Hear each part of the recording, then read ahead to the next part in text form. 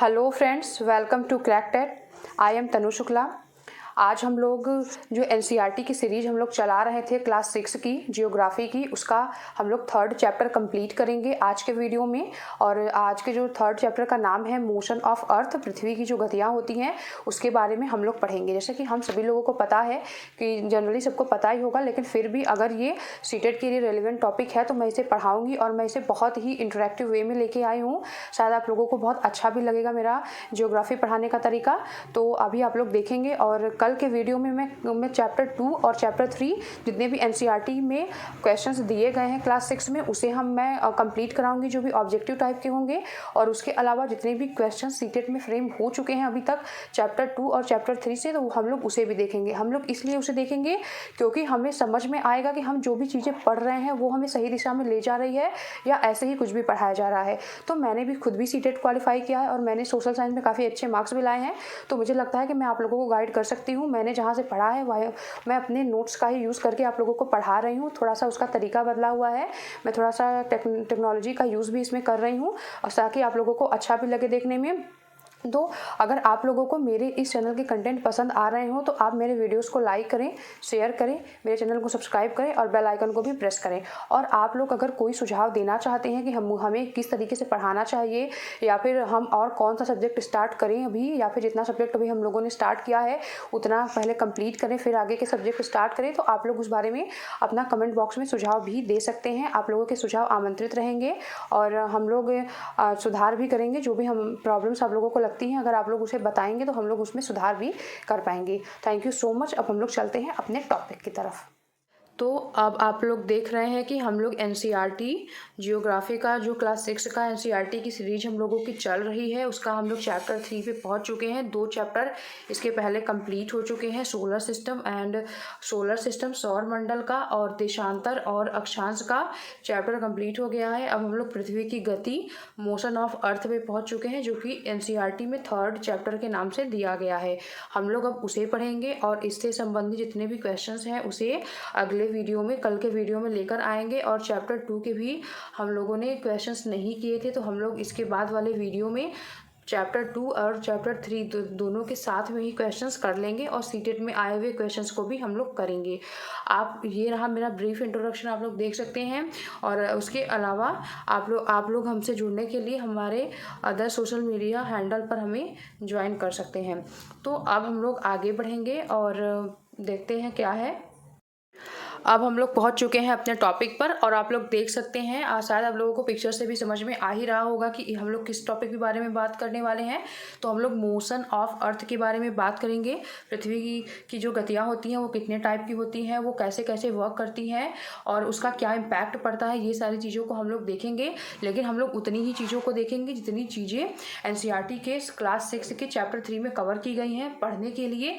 तो इस चैप्टर में बहुत कुछ पढ़ा जा सकता है, लेकिन हमारे एग्जाम के लिए जो रेलिवेंट है हम लोग सिर्फ उतना ही पढ़ेंगे। और मैं आप लोगों को क्वेश्चंस भी सॉल्व करके दिखाऊंगी कि इसी चैप्टर से कितने हुबहू यहीं से एनसीईआरटी की लाइन ही उठा के एग्जाम में दे दी जाती है और हम लोग बहुत अलग अलग जगह से पढ़ते हैं और क्वेश्चन को सॉल्व नहीं कर पाते हैं। तो हम लोग अब यहाँ से कंप्लीट करेंगे और अब देखते हैं कि हमारा चैप्टर, जैसे कि हम लोगों ने बात की पृथ्वी की गतियों के बारे में, तो पृथ्वी की गतियाँ कितने टाइप की होती हैं अब हम लोग उस पर बात करेंगे। अब हम लोग पृथ्वी की गतियों पे पहुंच चुके हैं और पृथ्वी की गतियां 2 टाइप की होती हैं, रोटेशन जिसे कि हिंदी में घूर्णन कहते हैं और रिवॉल्यूशन जिसे कि हिंदी में परिक्रमण कहते हैं। तो हमें पहले इन 2 टर्म्स के बीच में बहुत अच्छे से अंतर क्लियर होना चाहिए, क्योंकि इस टर्म से एग्जाम में काफ़ी टाइम क्वेश्चंस आ भी चुके हैं और आने की संभावनाएं हमेशा ही रहती हैं। तो सबसे पहले हम इसके अंतर को देखते हैं। जब पृथ्वी अपने ही अक्ष पर घूम जाती है तो हम उसे रोटेशन या फिर घूर्णन गति कहते हैं। पृथ्वी जो है कैसे घूमती है, तो वेस्ट से ईस्ट की तरफ घूमती है, पश्चिम से पूर्व की तरफ घूमती है। और जब अपने ही अक्ष पर पृथ्वी घूम जाती है तो उसे हम घूर्णन गति कहते हैं। और जब पृथ्वी सूर्य के चारों तरफ घूमती है तो उसे हम रिवॉल्यूशन या परिक्रमण कहते हैं। ये बातें पिक्चर से भी आप लोगों को बहुत अच्छे से क्लियर हो रही होंगी और ये 2 हमारे जो टर्म्स क्लियर हो चुके हैं। अब हम लोग आगे बढ़ते हैं और तो अब हम लोग यहाँ पे देख सकते हैं कि पृथ्वी अपने अक्ष पर कैसे घूम रही है।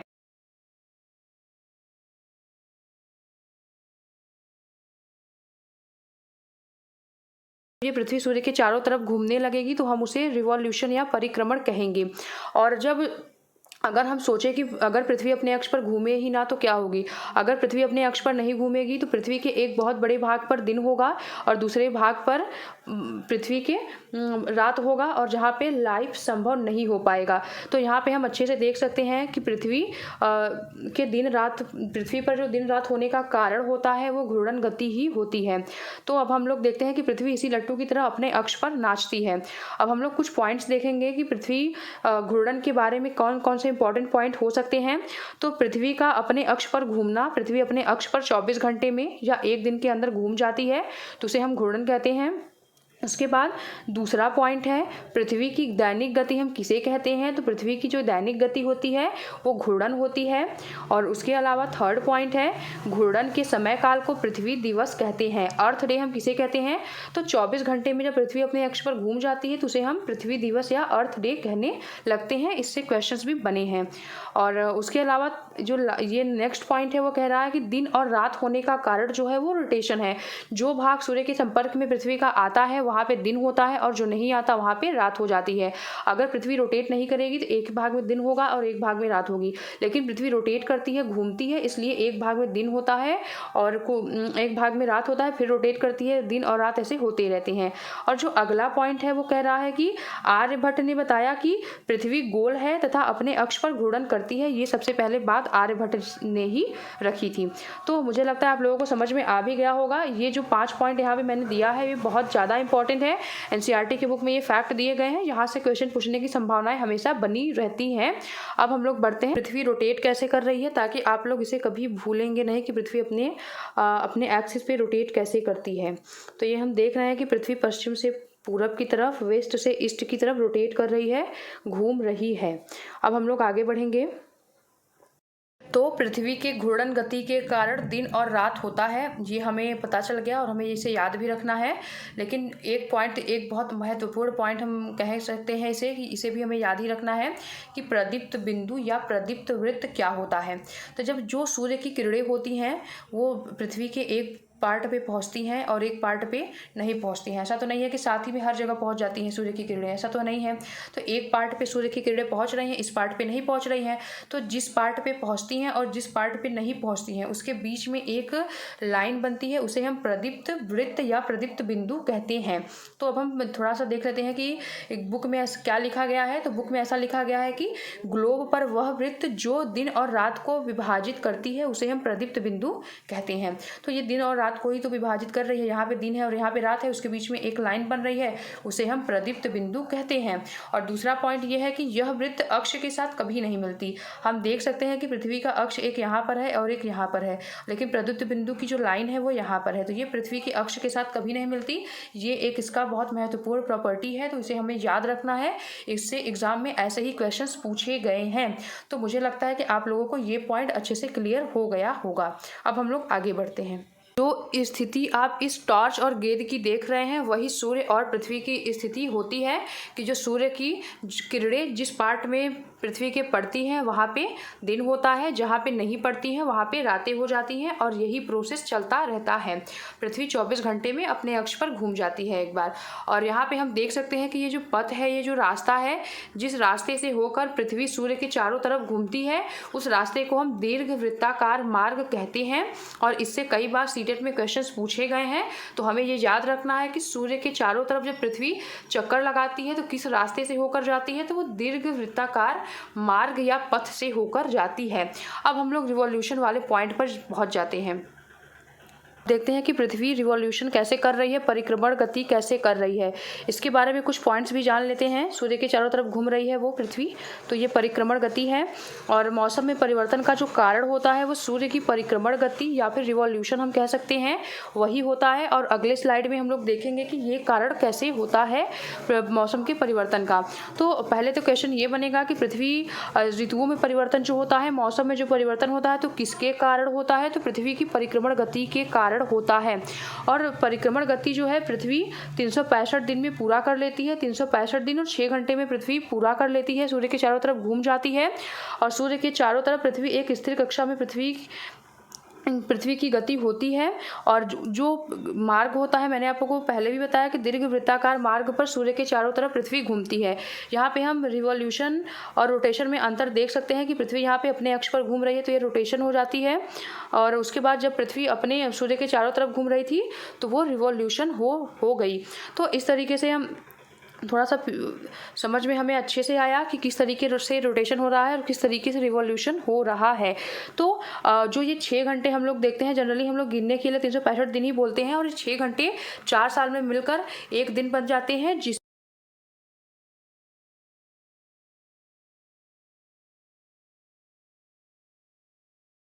6 घंटे जो होते हैं 4 साल में मिलकर एक दिन बन जाते हैं, जिसे कि हम लोग फरवरी माह में जोड़ देते हैं, तो वो लीप ईयर बन जाता है। जैसे कि 2020 जो हमारा था वो भी लीप ईयर था, 2024 भी लीप ईयर होगा, और इस 2020 के पहले अगर देखें तो 2016 भी लीप ईयर था।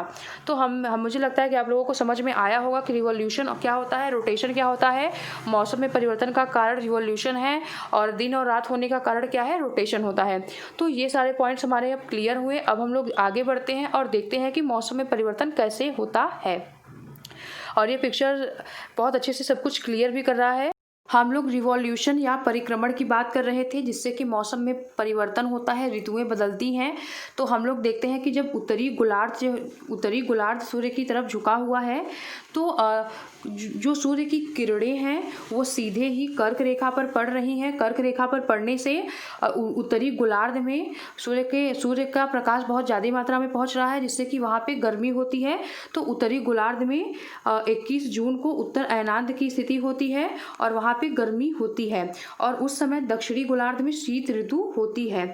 और इस दिन अगर हम बात करें तो उत्तरी गोलार्ध में मतलब 21 जून को सबसे लंबा दिन होता है और सबसे छोटी रातें होती हैं। तो इसे हम उत्तर अयनांत के नाम से जानते हैं। हमें ये याद रखना है कि 21 जून को उत्तर अयनांत होता है, और उस दिन उत्तरी गोलार्ध जो है वो सूर्य की तरफ झुका होता है, जिससे कि सूर्य की किरणें जो है सीधे कर्क रेखा पर पड़ती हैं, तो जिससे कि उत्तरी गोलार्ध में ग्रीष्म ऋतु का मौसम आता है। अगर हम यही दक्षिण के सेंस में बात करें तो दक्षिण के सेंस में बात करें तो इधर हम देखते हैं कि जब दक्षिणी गोलार्ध सूर्य की तरफ झुका हुआ होता है तो सूर्य की प्रकाश का बहुत बड़ा भाग मकर रेखा पर सीधे पड़ता है, जिससे कि दक्षिणी गोलार्ध के बहुत बड़े भाग में प्रकाश और उष्मा प्राप्त होती है, जिससे कि दक्षिणी गोलार्ध में ग्रीष्म ऋतु का मौसम होता है। 22 दिसंबर को दक्षिण अयनांत के नाम से हम जानते हैं, और